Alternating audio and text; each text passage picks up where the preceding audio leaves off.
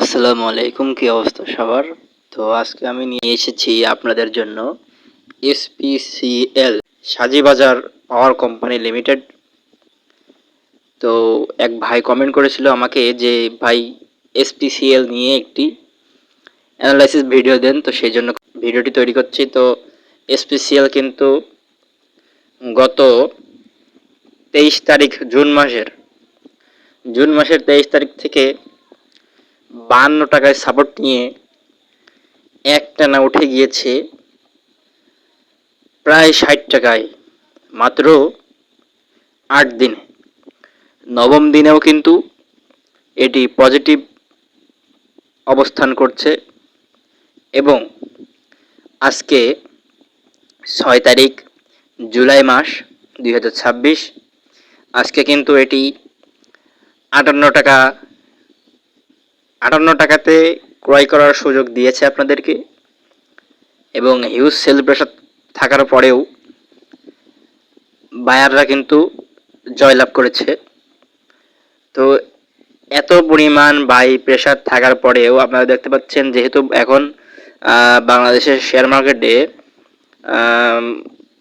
T+2 settlement চালু আছে, যার কারণে যারা এই ক্যান্ডেলে বাই করেছে তারা সেই দিন তো শেয়ার বিক্রি করতে পারবে না, তার পরের দিনও বিক্রি করতে পারবে না, তৃতীয় দিন কিন্তু তারা বিক্রি করেনি।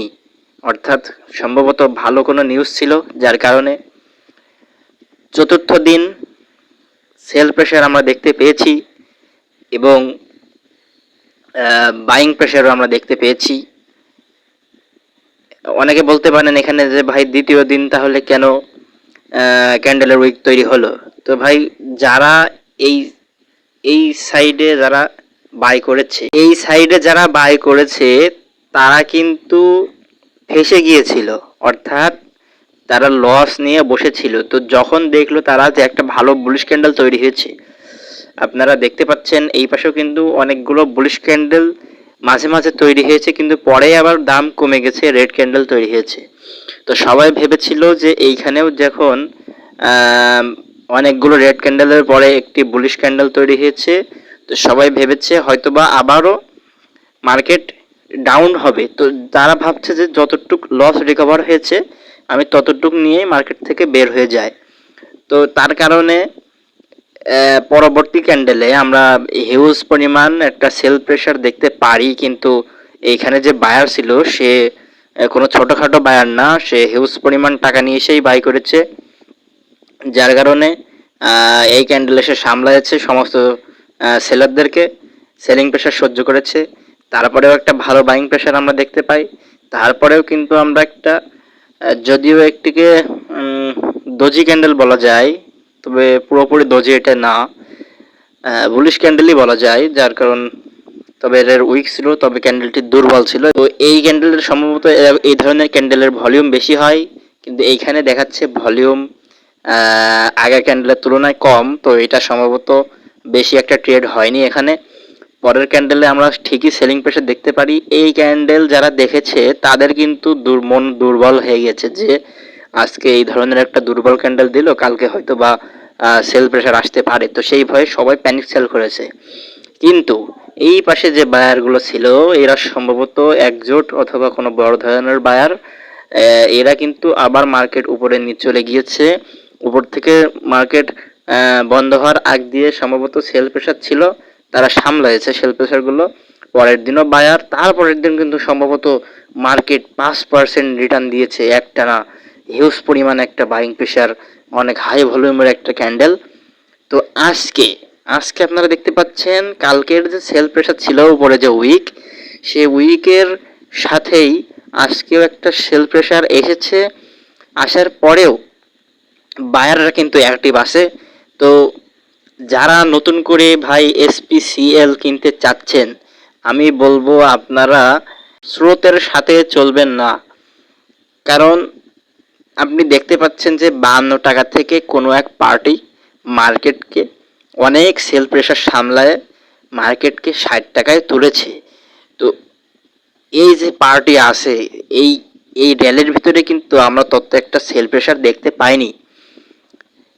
হ্যাঁ, তত একটা সেল প্রেশার দেখতে পাইনি। এই যে সেল প্রেশারগুলো আপনারা দেখছেন, যে উইকগুলো দেখছেন, এগুলো সব রিটেইলার। যে ইনস্টিটিউশন বা হেজ ফান্ড এখানে ইনভেস্ট করেছে, যে ইনস্টিটিউশন মার্কেট এত উপরে উঠাচ্ছে, সে কিন্তু এখনো তার প্রফিট বুক করেনি। এবং যদিও এটি নিউজের কারণে হয়েও থাকে, তবুও বাংলাদেশে যদি একটা নিউজ আসে, সেটির ধামাচাপাও পড়ে যায়। নিউজ কিন্তু কখনো অনেক দিন ধরে লং লাস্টিং করে না। তো আবার যখন অন্য কোম্পানিতে একটা নিউজ আসবে, পজিটিভ নিউজ, তখন এই নিউজে যারা বাই করেছিল, তারা কিন্তু সব কিছু সেল করে দিয়ে এখান থেকে বের হয়ে যাবে। আবার যারা এখান থেকে যদি কোনো ইনস্টিটিউশন বাই করে থাকে, তারাও কিন্তু যখন প্রফিট বুক করা শুরু করবে, তখন আপনি কিন্তু বাঁশ খেয়ে যাবেন। আপনি যদি এই হিউজ পরিমাণ র্যালিগুলো দেখে এখন কেনা শুরু করেন, একের পর এক বায়ার দেখে আপনি কেনেন, বুলিশ ক্যান্ডেল দেখে, আপনারা কিন্তু ভারতের গুজরাটের যে মনোয়ারি টেকনিক, সেটা কিন্তু মনে রাখবেন। সেই টেকনিকে কি বলা হয়েছে যে buy at low, sell at high, অর্থাৎ আমরা সবসময় লোতে বাই করব, হাইতে সেল করব। তো এখন কিন্তু মার্কেট এখানে হাইতে আছে। ডেইলি ক্যান্ডেলে যদি দেখি, তো এখানে কিন্তু অবশ্যই বাই করা উচিত হবে না। আপনি কিন্তু অনেক হিউজ পরিমাণ একটা কি বলবো, দামি দামি শেয়ার কিনা হয়ে যাবে, আপনার দামে কিনা হয়ে যাবে, যেহেতু শেয়ারটার নেট অ্যাসেট ভালো। আমি একটু দেখে আসি। নেট অ্যাসেট ভ্যালু এই শেয়ারটার কিন্তু 39 টাকা 25 পয়সা। আমি 40 টাকায় ধরলাম, নিট অ্যাসেট ভ্যালু 40 টাকা, সেইখানে এর প্রাইস চলছে 59 টাকা, এবং এটি 52 থেকে তোলা হয়েছে। তো আপনার কিন্তু এখন যদি এটা কেনেন, তাহলে অবশ্যই ওভার প্রাইসে কেনা হয়ে যাবে, এবং এটা নিয়ে যে খেলা খেলা হচ্ছে, তাতে আপনি কিন্তু ফেঁসে যাওয়ার অনেকটাই চান্স থাকে। তো আমি যদি একটু ট্রেডিং ভিউতে যে অ্যানালাইসিস করে দেখাই আপনাদেরকে, তার আগে আমি ডেপথ দেখাই। ডেপথে কি বলাচ্ছে, ডেপথে কিন্তু দেখতে পাচ্ছেন সেল অর্ডার অলরেডি দিয়ে রাখছে।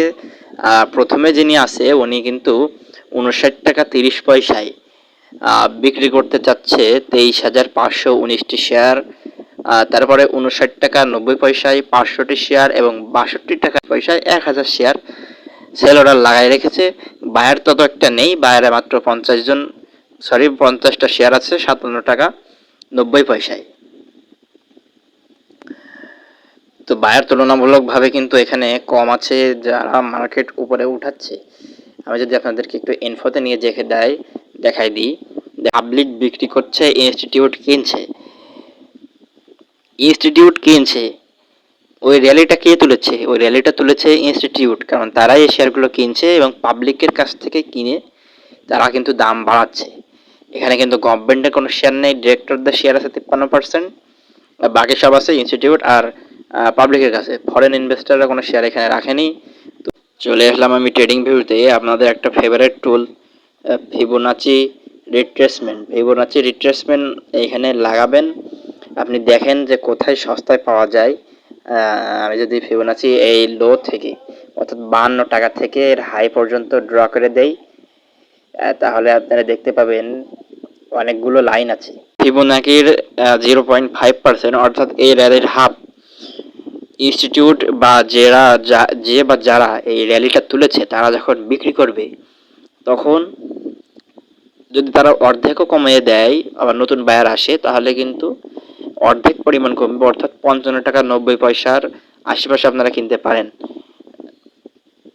এবং দ্বিতীয় লাইনটি হচ্ছে যে 0.3 লেভেলের দেখেন 56 টাকা 80 পয়সা, এই লেভেলেও আপনারা কিনতে পারেন। যারা আরও সস্তায় কিনতে চান, তারা 0.618 লেভেল, অর্থাৎ 55 টাকায় কিনতে পারেন। এবং গোল্ডেন জোন হচ্ছে 0.786 বা 53 টাকার জোন। তো যারা কিনতে চাচ্ছেন, তারা অপেক্ষা করেন 0.5 লেভেলে আসার জন্য। অন্যথায় যদি মার্কেট উপরে যেতেই থাকে, তাহলে আপনাদের এই মুহূর্তে কেনা উচিত হবে না বলে আমি মনে করি। তো 55 টাকা 90 পয়সা আসলে আপনারা কিনতে পারেন। তো আজকের মতো এসপিসিএল এর অ্যানালাইসিস এটুকুই ছিল। এটি একটি এ ক্যাটাগরির শেয়ার। দেখতে পাচ্ছেন লং লাস্টিংয়ে কিন্তু এর অবস্থা খুবই খারাপ। সর্বোচ্চ হাই 338 গত কয়েক বছরে, এবং সর্বোচ্চ লো 29 টাকা 30 পয়সা।